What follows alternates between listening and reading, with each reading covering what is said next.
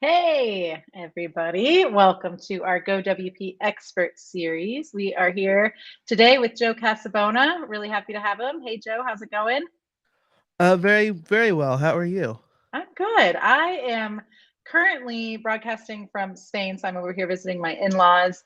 And I'm noticing that my internet is a little choppy, so I apologize for the frozen choppiness of my video feed. But I'll do my spiel first and pass it over to you, Joe. So if you're here watching, make sure to say hi in the chat. We're live on Facebook, we're live on Twitter, we're live on LinkedIn, we're live on Joe's Facebook, Twitter, LinkedIn. YouTube.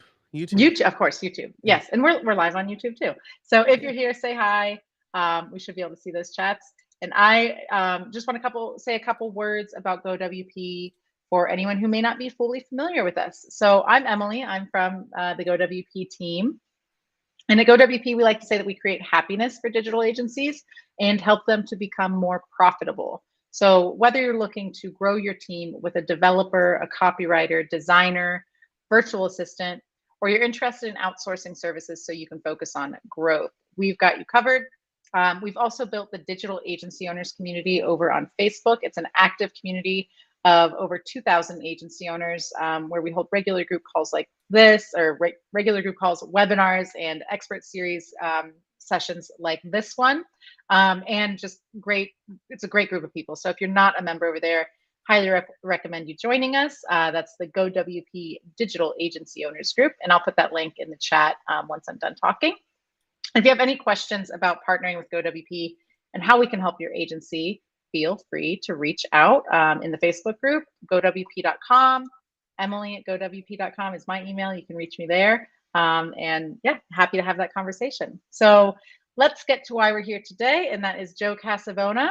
If you're in our community already, you know Joe. He's everyone's favorite podcast expert, automation expert. He can save you an hour of time in your day with about a 10-minute conversation. He'll give you about 10 tips and tools and hacks that you can apply right away. So we love having him as one of our experts. And I think that's kind of the topic we're going to be covering today. So 5 things I believe that you can take off your plate today with Zapier. And can't wait to hear it. I am a Zapier fan, so I'm really excited to see what you've got going on, Joe. So over to you. All right. Thanks, Emily. I cheated a little bit because I have more than 5, and it might not just be Zapier, but it'll be mostly Zapier. It'll be Make and Zapier. It'll be great. So first, let's see. Y'all can see my screen here. Good. Facebook is not probably what you want to see. Um, I basically just asked ChatGPT, and that's the end of my talk.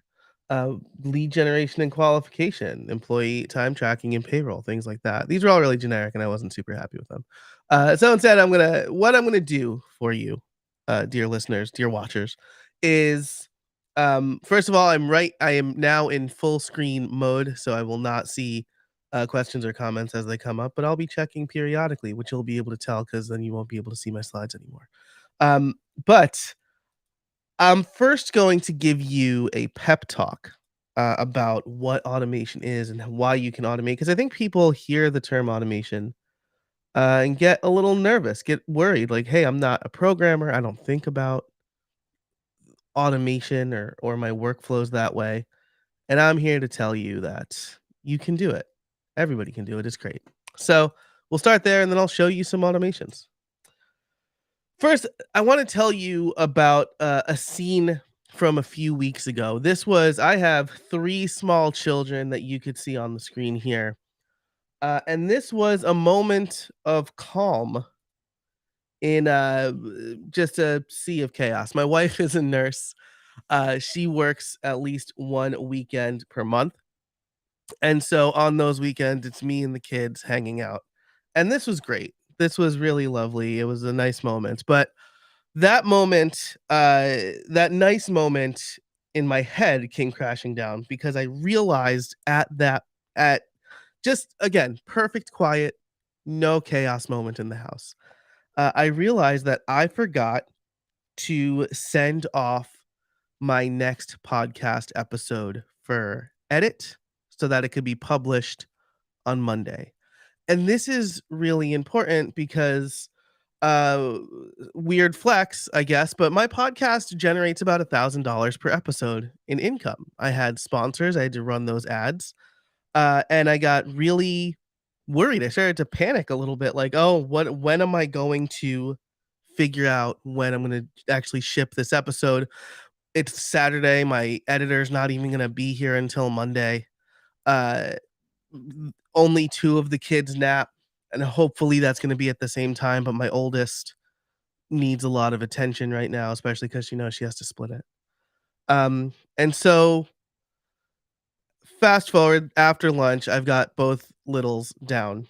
I give my daughter the iPad for a minute, and I go to check, and the episode's ready to go, scheduled, edited, sponsors added.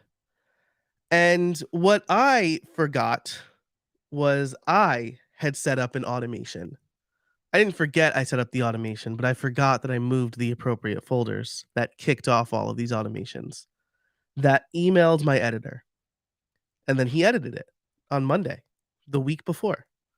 And then when he uploaded the final edit, my VA got an email saying, "Hey, this is ready for publish. Here are the sponsors. Here's the text." And I just kind of in a blur forgot that I had prepped that episode specifically.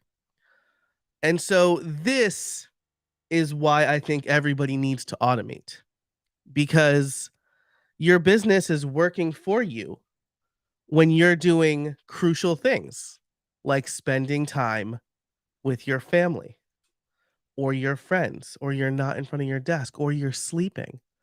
I would love to be sleeping. All of my children slept poorly last night, which means I slept poorly last night. But thanks to my automations and delegations, but we're talking about the automations part. My episode got published. I got paid for those ad spots. Everything was great. So, uh, what I want to tell you today is that you can leverage the tools you have to make your life easier. It doesn't have to be about creating these complex Rube Goldberg machines, right? Yes, I've done that. I've been automating for a long. I was a software developer for most of my life before moving into podcasting and no code tools. So my brain thinks like that, but not everybody needs to do that. So let's first talk about automation. Automation is using tools to do things so we don't have to do them, right? Again, let's look at my Rube Goldberg machine really quick. I downloaded the files from my podcast. I added instructions into this folder, and I have an app called Hazel that watches for that instructions file. When it's there, it moves all of that stuff into Dropbox. Dropbox tells Airtable. Airtable emails my editor. A little chain reaction because I wrote some text. It's using tools to do things so we don't have to do them. You are already automating. Automatic bill pay. That is an automation, right? It's one of my favorite examples of automation because it's something that I was affected by not recently, over the pandemic. We had just moved into our new house, and as somebody who's rented its whole life, I didn't really understand how bills worked, like with a water bill. We got our water bill and our sewer bill at the same time. We paid one of them. They're both quarterly. They both are about the same. We paid one of them. We didn't pay the other one. Our water company did not tell us that we were late paying. They said that they put something on the door, but it's not very good and it usually flies away. To which I said, "Why do you use it then?" And so they shut off our water. I called. I raised the sink because I'm from New York and we do that very well. And they turned it back on immediately. And then I set up automatic bill pay. So if you're doing automatic bill pay, you're already automating. Stripe sending money to your bank account. If you sold anything online, or if anybody has ever paid an invoice, you don't have to manually go to Stripe and move it, right? I mean, it's not PayPal. So automation, sending a PDF to someone who joins your mailing list, setting up an email responder, right? When someone emails you and you are on vacation or you're out of the office, them automatically getting an email saying, "Hey, I'm not here. I'll get back to you as soon as I can." That's a form of automation. So the highlight here is we want to minimize human input. This is the whole point of automation. So you don't want to try to automate your entire life. Actually, I'll cover these terms in a minute, but basically it's when something happens, do this thing, right? We have the trigger, which is the thing that kicks off the automation, and the actions that we want to happen.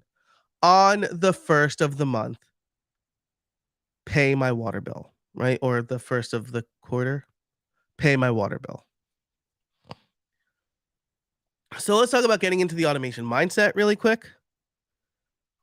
You can automate pretty much everything. I know because I've tried, but you shouldn't. Because there are some things that you will eventually need to intervene and you want to make sure that you do them, or maybe it's better as a delegation task. So, what should you automate? You should automate these 4 types of tasks. Common, easily repeatable, right? This is, again, paying the bill. When I move a folder into Dropbox, email my editor, right? I do that multiple times a week. It's very easily repeatable. It's basically the same email. Hey, there's a new episode ready for edit in the editing folder. Infrequent, high level of effort. So this is something that you may not do a lot, but it's something that takes a long time to context switch and get into.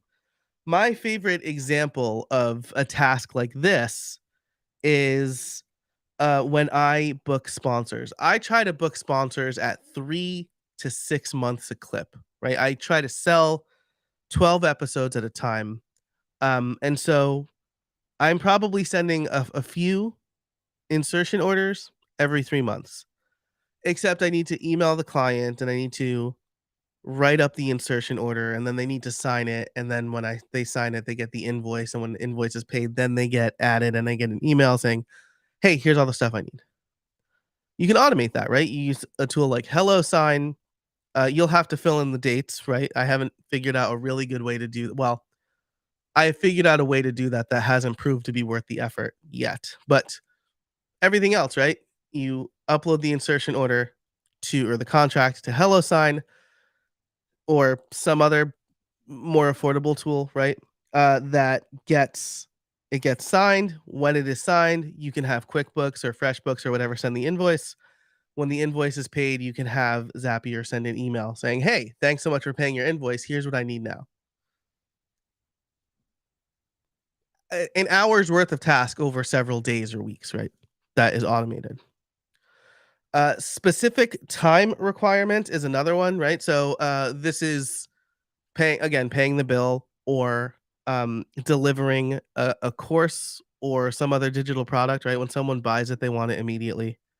Someone signs up for your mailing list to get a freebie, you're not manually emailing them, right? Uh, DMs as well, right? There's all these DM campaigns, tools to automate that for the time being. And things that you can't forget.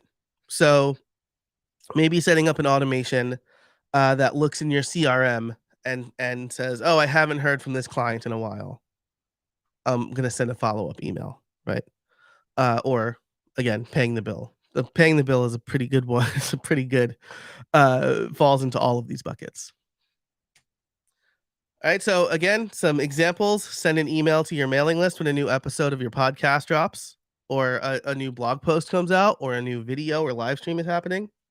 You can send an email automatically when all those things happen because most email service providers connect to an RSS feed, and we'll send an email based on that. Send an invoice when the contract is signed. Give access to a private podcast when someone becomes a member, or upload videos from Dropbox to Vimeo. So this is another automation that kind of saved me. One weekend when I was watching my kids, I had done some educational content for my members, and the video was processing, and I forgot to upload and send it to them, and I felt bad. Like I felt like I needed to uh, let them know or deliver it to them more quickly. And it turns out I had an automation set up that uh, watched a folder on in Dropbox and uploaded it to Vimeo automatically. So I didn't have the email. Those are the words I'm looking for. I didn't have the email set up yet. But have was a link that I could easily like I get emailed saying like, "Hey, this thing got uploaded," so then I can just forward it on to my members. So that was a really good one as well. All right, so those are a few examples. Let's get into some of the technical talk stuff. Getting into the mindset, and then we'll look at some examples. So, getting into the mindset, think about this. What are the tasks you're doing that meet one of those four criteria? What is frequent and repeatable? What is infrequent but time consuming? That maybe spending 2 hours setting up an automation to save you 12 hours over a year, plus the time it takes to actually get to context switch. Like, right, what kind of tasks will fall into that bucket? What's something that needs to happen at a specific time, right? Maybe you publish new episodes every Monday at 3 a.m., right? You're not waking up at 3 a.m. to publish those episodes. Or something that you don't want to forget, right? So again, for me, it's when someone joins my membership, I want to deliver a number of their perks to them immediately, right? I want that quick win for them. So think about those things. And then you want to determine what you can automate. So we have our four buckets, right? Now let's think of these are the four, I call them the four questions. The four questions you need to ask yourself to automate or delegate. But again, we're focusing on automation here. Number one, what is everything that I do in a day, right? And if a day sounds daunting, pick a process. With my coaching clients, it's what's everything you do to publish one episode of your podcast? Skip nothing, leave no stone unturned, literally everything you do. Let's take some time and walk through it now.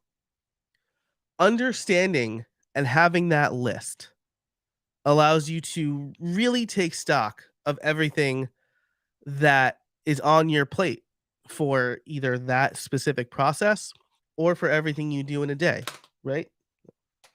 So if it's, if you uh check your bills every morning or balance your books every morning, right? Is that something that you really need to do? Is that something QuickBooks can do for you? Is it maybe time to hire an accountant? That sort of thing. So you have your list, right? Make a list of everything you do.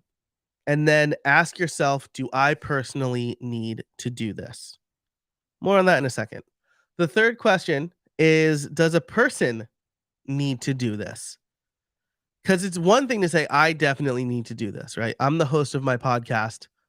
I have to do that, right? In my opinion, the synthesized AI voices of me are not me yet. So I need to do that. Publishing the episode, I don't have to do that. A person has to do that.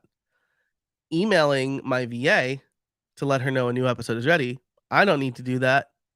A person doesn't need to do that either, right? A robot can do that. So ask if a person needs to do this and then see if there's an automation tool that can do it. Again, skip nothing. You want to write down everything that you do. Review your whole routine. Write them down as if you don't know, if you can't think of something, you don't need to make the list in the next 10 minutes. Sit down at your desk. Every time you do something, write it down. Or time track, right? So you can use time tracking. If you're unsure of where to start with time tracking and you have an iPhone, they have the screen time that'll tell you every app you've been in. Macs have that now too, right? So, oh, I spent 40 minutes on YouTube today. That's generous. That's like generously low. Um, or there are other apps like Rescue Time and Timing, yeah, Timing, that will automatically log everything you're doing on your computer for you. So time track if you're unsure, but or just write it down as you're doing them, right? You want to make a list of everything that you do. Do I need to do this? The answer is probably no. I'm going to say that again for emphasis. The answer is probably no. Most people think that they can do or they need to do everything in their business. Well, this process is just so unique. It's not. It's really, really not. Or it's not so unique that only you can do it. You'll probably find that there's a tool that will do it more effectively, or there's a person who enjoys doing the task and can do it better than you. So when you ask yourself, do I need to do this? Again, the answer is probably no.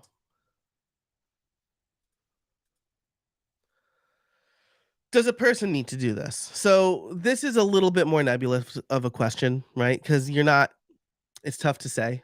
Um, but are you sending data between apps? Does it require more than simple decision making? And does it require more than simple decision making? Rule of three, but I didn't have a third. Are you sending data between apps? Does it require more than simple decision making?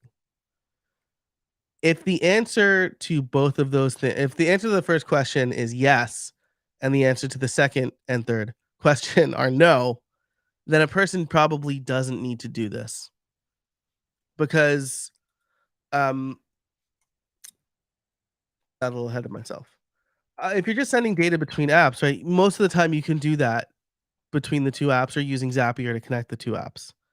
And if it does not require more than simple decision making, well, automation can help you with that too. So let's look at finding the right tools. But before that, I want to tell you kind of like the four aspects of automation. So once you have a list of potential automatable tasks, you want to find the right tools to help you get the job done. Those tools are Make or Zapier, the ones that we're going to focus on today in the later half of this. Shortcuts for the iPhone, I rely heavily on shortcuts, Apple shortcuts. But Google Assistant is another automation tool, on-device automations that are crucial for interacting with apps, right? When I'm on a run, or something more believable, when I'm on a run or driving, and I can't type on my phone, I have a shortcut and I can just say I have an idea and I can dictate that idea to my note-taking app, right? So I can shout into the void, add to shopping list, and then say uh, one thing, new line, two thing, new line, so I can quickly kind of look in my fridge and see what needs to be added to the shopping list. That sort of stuff. Number three is Airtable, right? This is or Notion as an alternative where you store your data. Probably has some automation processes. Airtable and Notion both connect to Zapier and Make. Airtable, I can't speak to Notion. I am the only person it feels like not in Notion Nation. Um, but Airtable also has its own built-in automations, which are pretty great. That's why I love Airtable, to be honest.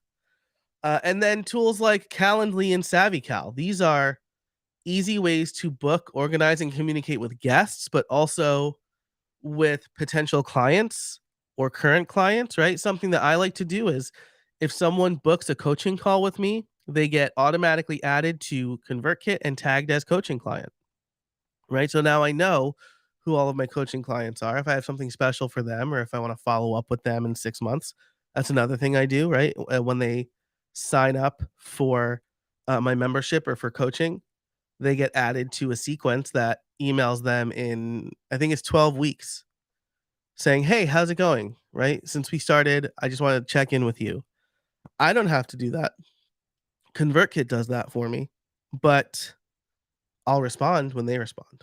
Right? So they get the email that's automated, but then they'll get an actual response from me.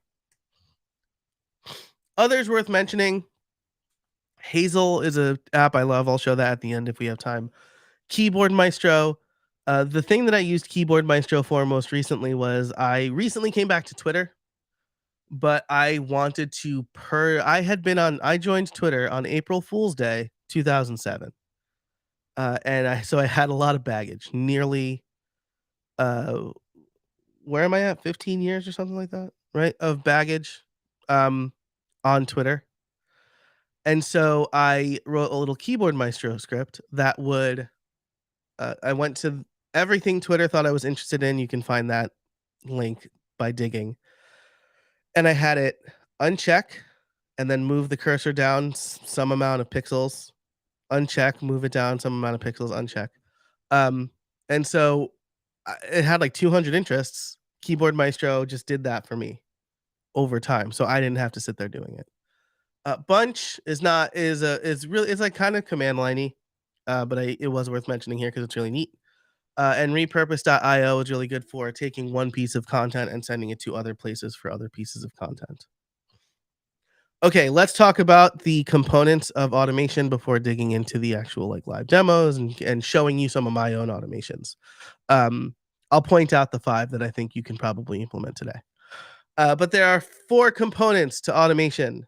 Make sure you can actually see my screen here. Okay, so there are 4 components to automation. The trigger, this is some event that's needed to kick off the entire automation. Automations won't happen without this, right? So, um, an example I like to use is from Home Alone, right? My daughter loves that movie now. Very exciting for me. I grew up watching that movie. But there's a scene where Marv and Harry are sitting in their van, and Harry is just looking at his watch, then pointing to houses, right? Saying, "Oh, there, those lights." Everybody had automatic timers to turn their Christmas lights on at a specific time. And back then, right, there was nothing syncing them to like what time is sunset, right? Because that's what I do now, right? At sunset, my Christmas lights turn on. Um, so the trigger in this uh, example was a specific time, 6:24, 5:37. Um, so that's the trigger. Then there's the action. Once an automation is triggered, one or more actions are performed. In our Home Alone example, the lights turn on. That's the one example, right? For me now, this is dumb, but on Christmas morning, um, at 6 a.m., I think it is. It probably changes based on when my kids wake up, but 6 a.m., all of the lights downstairs turn on, and my Christmas playlist also turns on. If I had an internet connected coffee maker, it would also make coffee. But multiple actions can happen based on one trigger. Conditions, right? So I mentioned simple decision making, right? So you can check for certain conditions to triggers as well. So you can say, okay, if it's 6:24 p.m. on Christmas Eve, turn on these lights, these extra lights, let's say.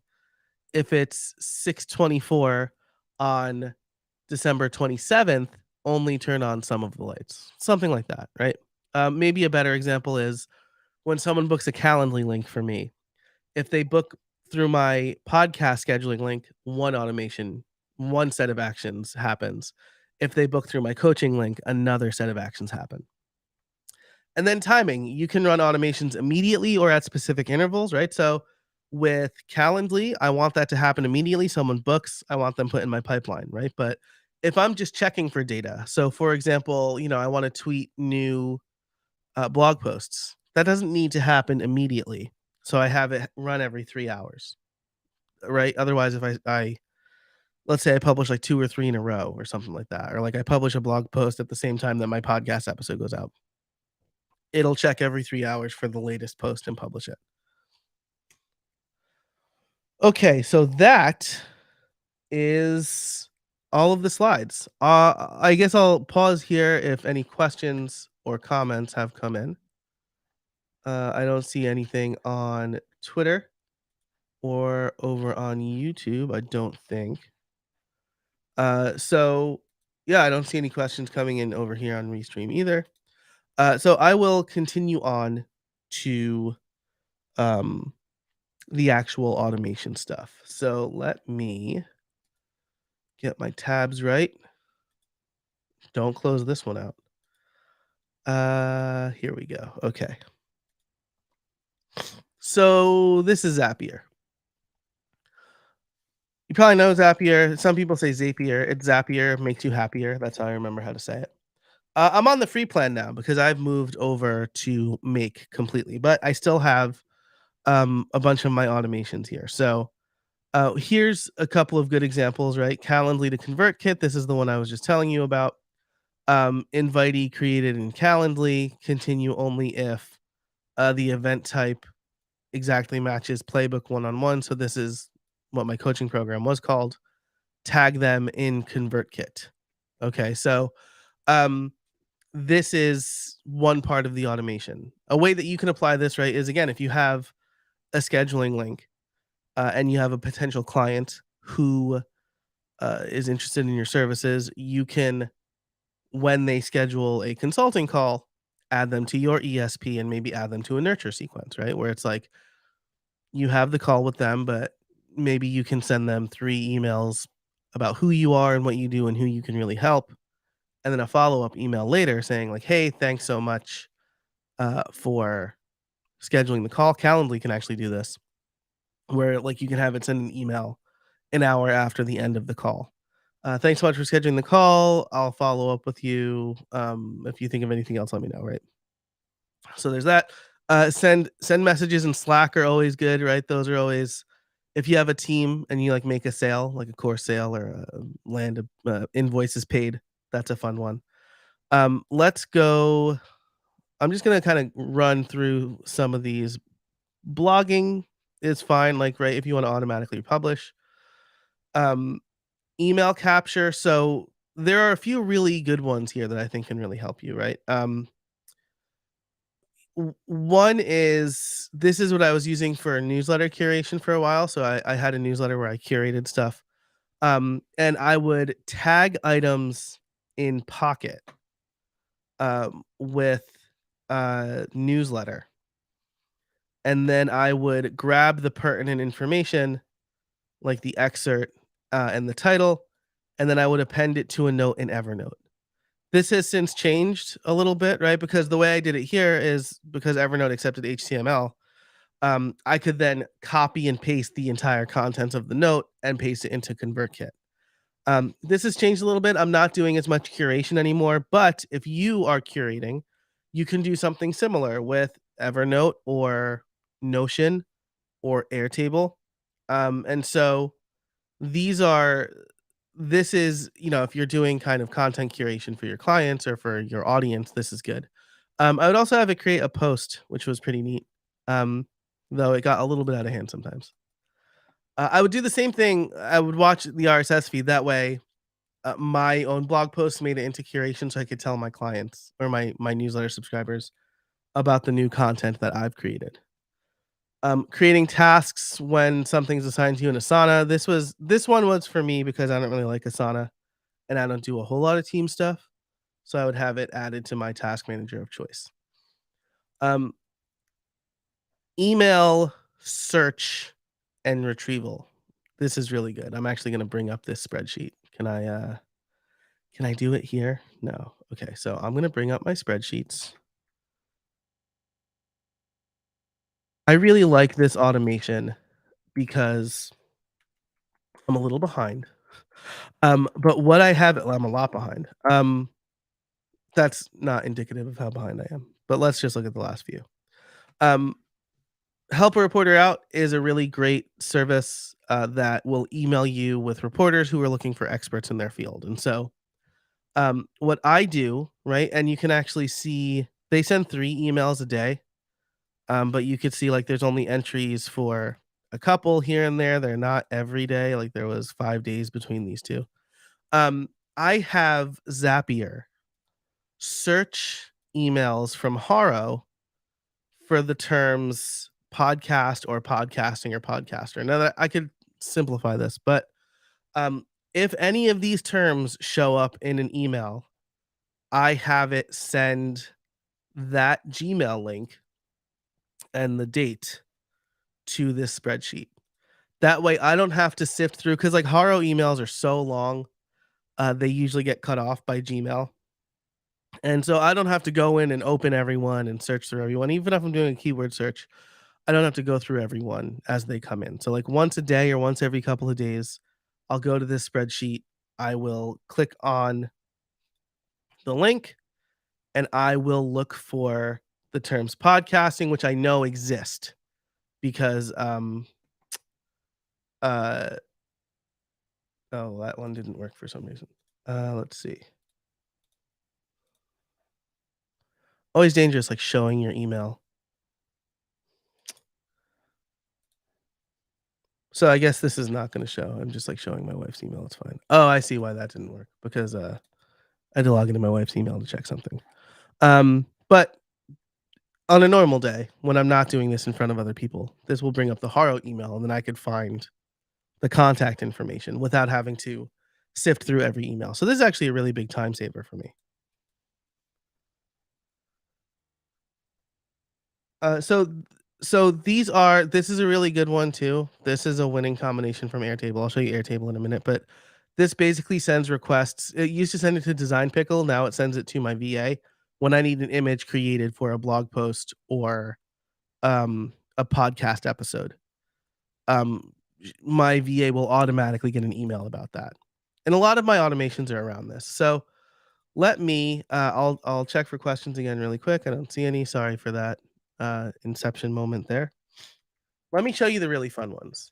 And then if anybody has any questions or want to see me build something out, um, let me know in the comments. So let's look at the Calendly router here. This is fun and a little complicated, and I love it. Right. So um, this is managing. Again, this is Make. I really didn't explain Make, but Make.com, formerly Integromat, is a Zapier competitor. And the reason I like Make better than Zapier is twofold. One, I think their interface is better. It's a lot nicer building these automations out because you can move stuff around more easily. Their paths make a lot, their routing makes a lot more sense. I just like it a lot better. It's also about 90% cheaper than Zapier. And like that's not something to scoff at, right? Like I get like paying for a good tool that saves you a lot of time, but if there's a tool that does the same thing for 90% cheaper, well, I mean, I'll just say like people didn't get wealthy by wasting money, right? So I think it's worth your time to check it out, especially if you're doing a lot of automation like me. So, here's a big time saver for me. This when a new Calendly request comes in, it'll grab the event, it'll check the name. If the name is how I built it, it goes through this process, which I'll touch on in a minute. If it's Playbook one-on-one, it's a coaching client, and so they get tagged as such in ConvertKit. But if it's how I built it, the first thing it'll do is grab all the information from Calendly and create a Google Doc that serves as our show notes. Then it will run a different make scenario. That's a little bit superfluous for this, but what this does is add the guest information to Airtable. Um, so all of their information gets added to Airtable, and I grab that record. So if the guest's name is John Smith, the Google Doc gets created. This make scenario runs and adds all of John Smith's information to Airtable. I get John Smith's record, and then I update John Smith's record with the link to the Google Doc. So what that looks like in practice is this, where I have the guests, the topic that they've presented, a link to their Google document, the date we're recording, the date it's going to go live, the potential sponsors or upcoming sponsors, and then the status, which is automatically set to scheduled. The reason that I have multiple routes here is because if people want to, well, I have guest outreach, but I also have people applying. And so if people apply, they get put someplace else. And then if they get accepted, they go through this process. So that is a huge time saver for me because I can basically send the people I'm inviting a personalized list. Again, the way that you can adopt this process for your own clients is have the Calendly link or whatever, right? Acuity scheduling or whatever. And when they book, you can ask them a few questions on the intake form, which you definitely should. And instead of a Google Doc, maybe they get added as a ClickUp page or a Notion page where you can now keep track of everything with this potential client, right? So you can automate the interactions with your CRM. And instead of having to manually input all of this stuff, because you'll forget, right? You'll forget, as I have forgotten, because we are humans and humans forget and robots don't.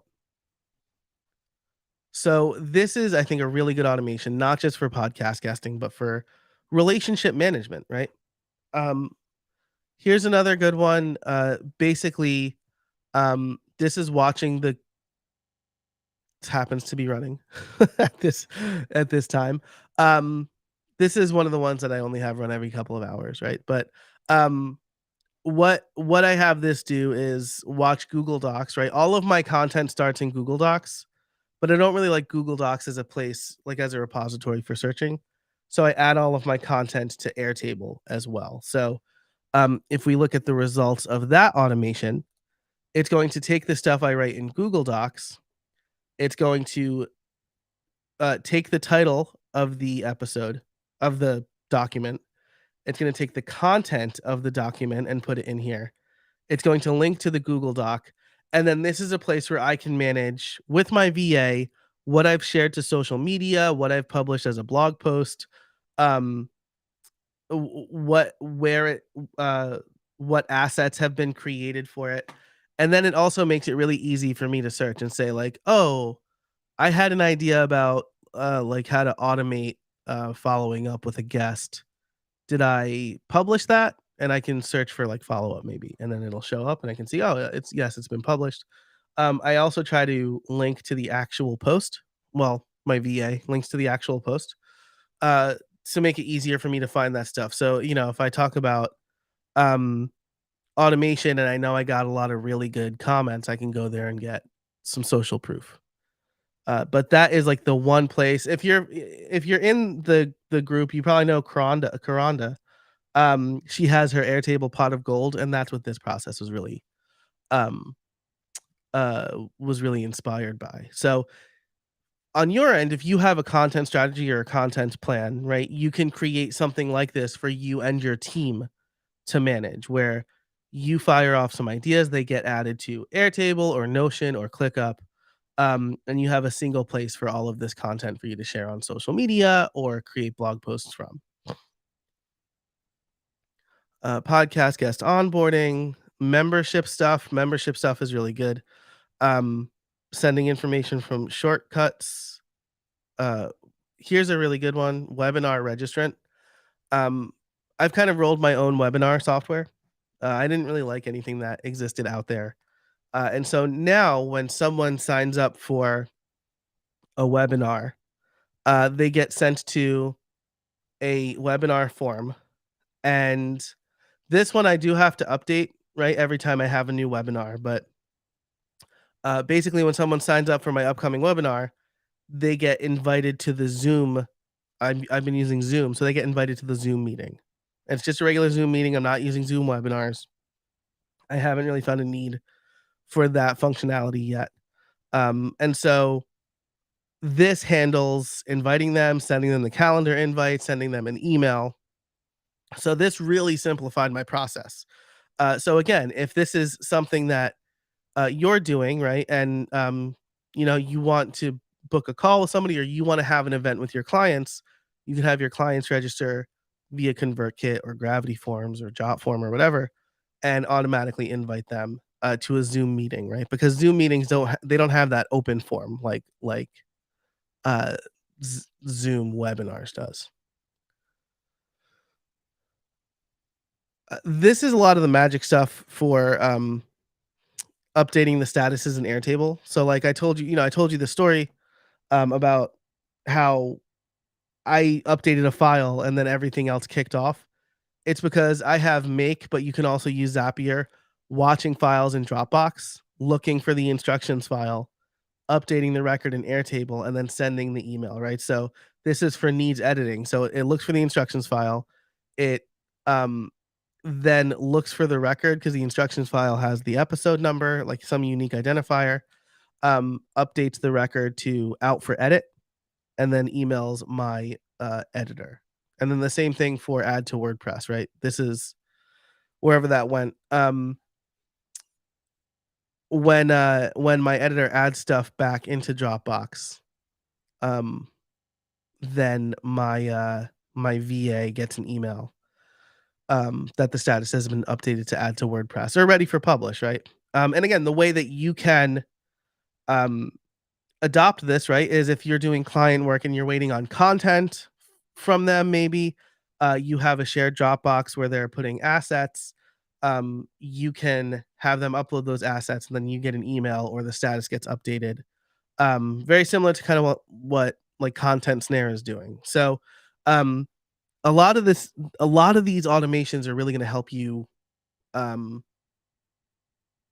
communicate better and send information more time more timely more timely timely more frequently, more reliably. There it is. So, those are some of the automations that I'm using. A lot of it's for my podcast, but you can adopt them a little bit. I could show you, uh,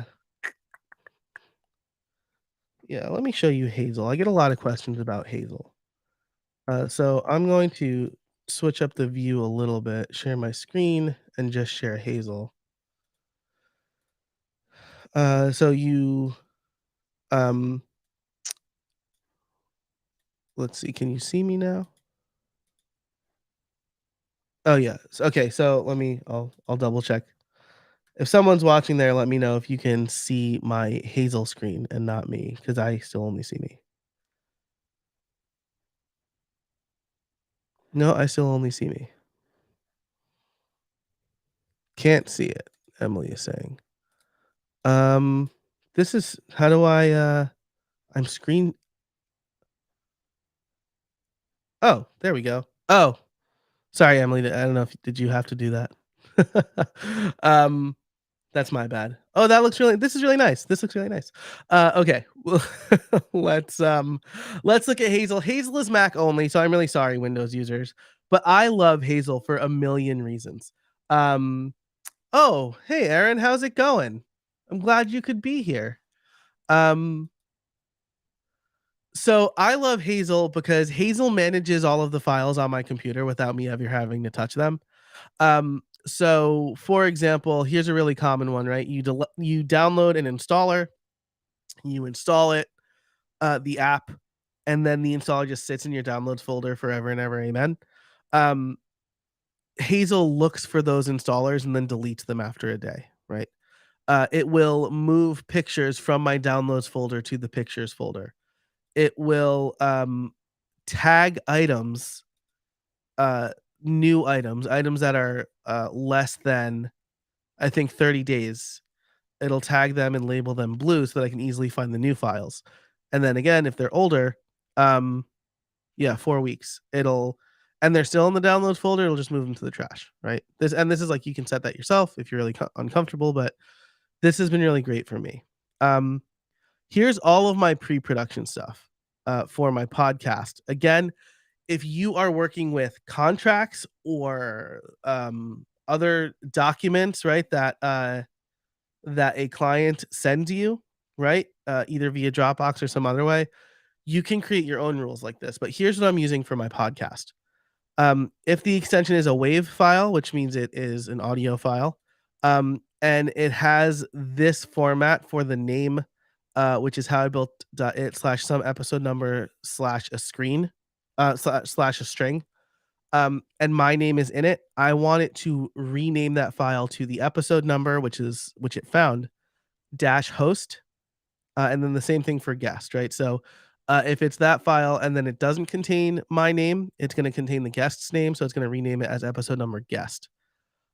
Then it's going to move all of those folders into all of those files into an episode folder that's ready for pre-production. Um, when it finds when so I look for 4 files in each episode: guest, host, instructions, and intro. Once there are 4 files in a folder, it moves it to needs editing and kicks off all of those make automations I just showed you. Um, this one's really good. I use Restream, right? So this is probably going to happen for me right after this.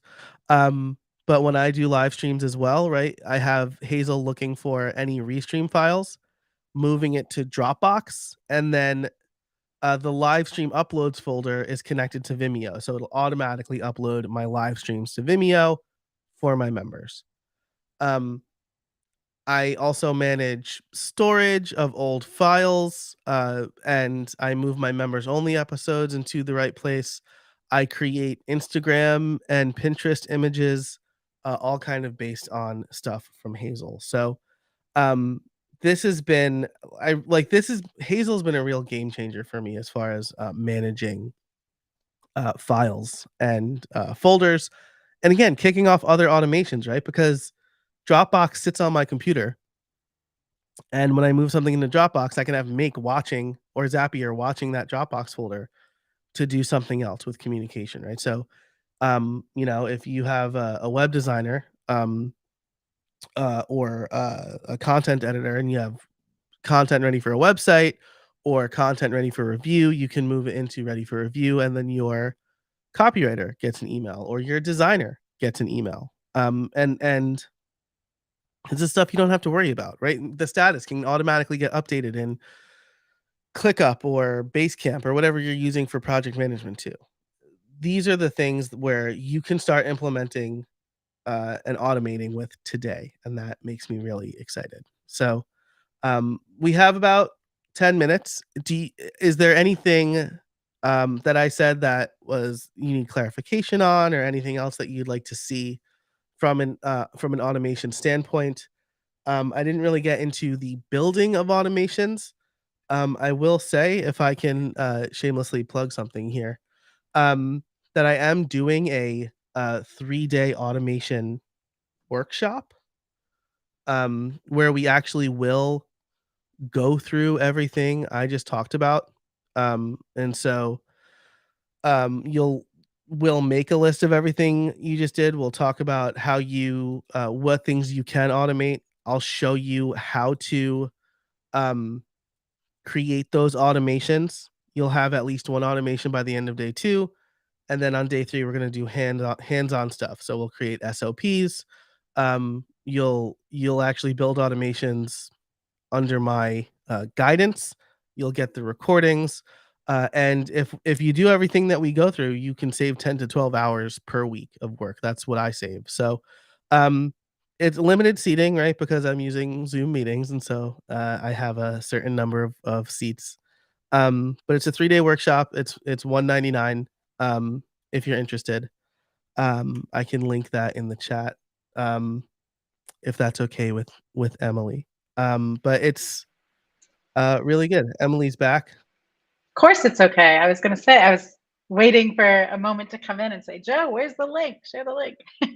Yes, the link, I can do this, right? I'm gonna open up Ecamm, one of the other little fun tools that I use, and I can And I'll just make drop it. sure if you are watching this recording and not watching us live, I'll make sure this will be in the Facebook group on our YouTube, and we'll get it in a follow-up email too.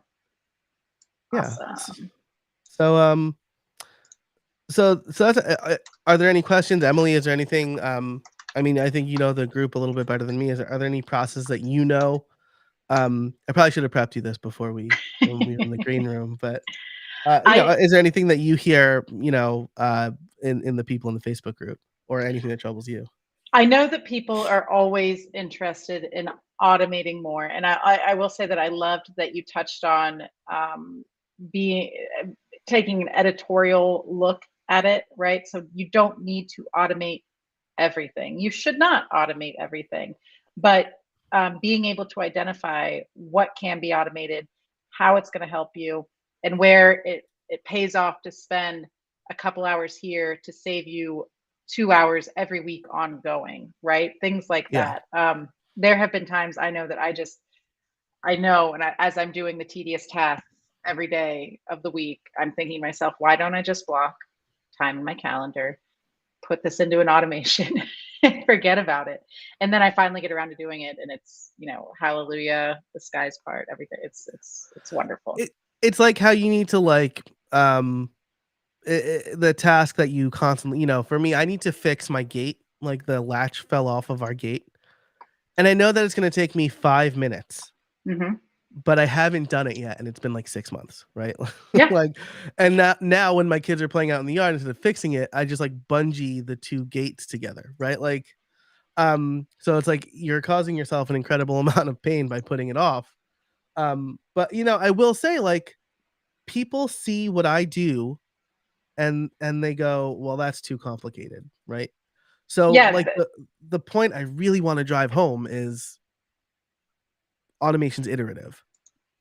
The things that you saw today, um, were not the first versions. right? The first version was like a two-step thing, and then I thought, "Oh, I can improve this," Hmm. which is great because you're always thinking about your processes too.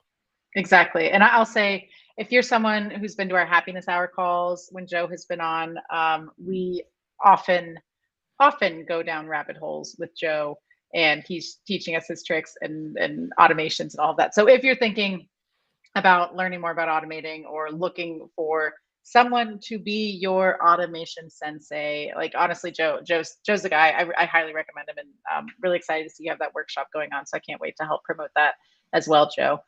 So thank you, Joe, so much for your time today. I really appreciate it. We will be back next month with Joe again. So stay tuned to find out what that topic will be. I believe it's going to be a bit more podcasting focused next month if we stay on track with what we've got planned, but subject to change. We'll confirm that at a later date. And thank you, everybody, for joining us. And if you are watching this as a recording, make sure to say hi in the comments and we'll see those as well. And we will see everybody next time. Thank you, Joe. Bye. Thank you. Have a